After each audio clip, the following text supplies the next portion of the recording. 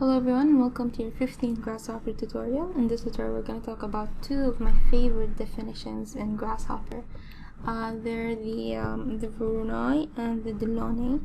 So first thing you want to do is open your Rhino, and you can find these in your Mesh tab, which is the 7th tab, and you can see it here under triangulation. So we have the Delaunay and we have the Voronoi. So first thing you want to do is actually create something we call point cloud, and point clouds you can actually create them by yourself, or you can get them from surfaces, or you can get them from anywhere you have. So point cloud is basically points which are scattered everywhere in your x and y and z coordinates. So if we want to do our own point cloud, you can just go to your top view and then click in your multiple points from Rhino, and then just like create a bunch of points scattered everywhere. This should be fine. Go to your front and then just drag a bunch of selected points and make the heights a bit different, like make one higher than the other, and you're just like playing guessing games here, but sometimes you can actually get point clouds from scanned buildings or something like that. So this is actually very useful to use sometimes.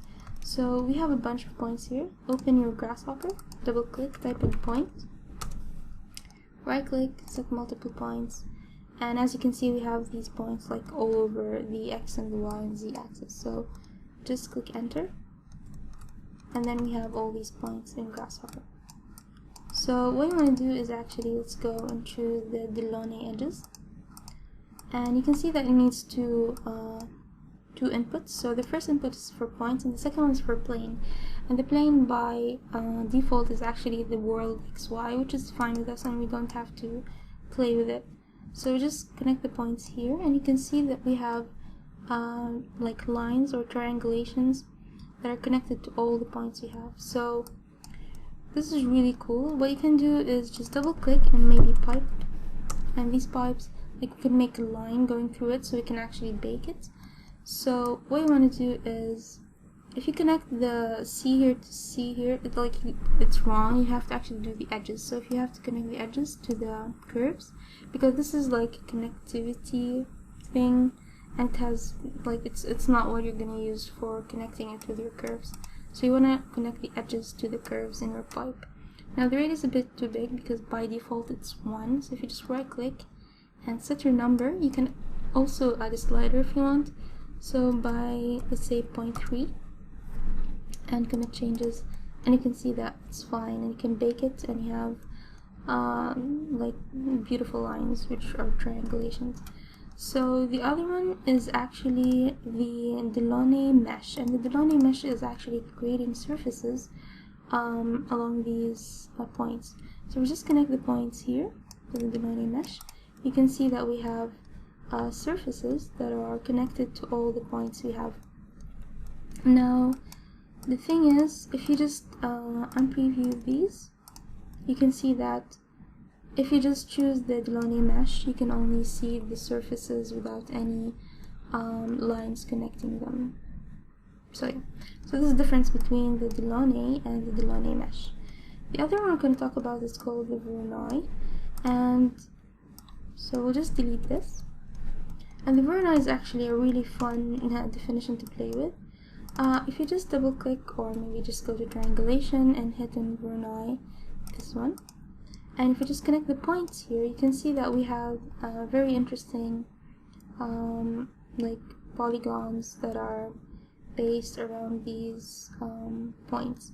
So what we can do, we can actually set, well, before we set the radius, we can actually set the boundary first. So if you just right click, hit in set one rectangle, go to your top view, and then just say, like we can see here, the boundary is all this. We can make it smaller by just drawing a normal rectangle here, and this should be enough. We can also play with the radius of these what is this? These shapes. So if you just double click, hit slider, let's make it 40. No, let's make it 30. Hit OK. Connect it, and you can see we can have like very interesting shapes around these points. So yeah. The other Voronoi I'm going to talk about is actually the 3D one, so it's called Voronoi 3D. If we just connect these, okay, let's just delete this for now, and connect it here, we can see that we have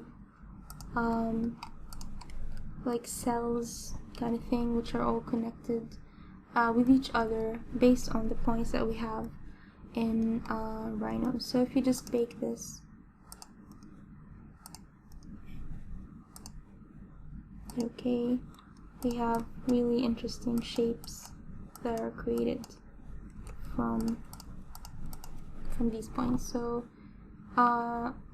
this is basically it when it comes to the triangulation tab which we have in Rhino.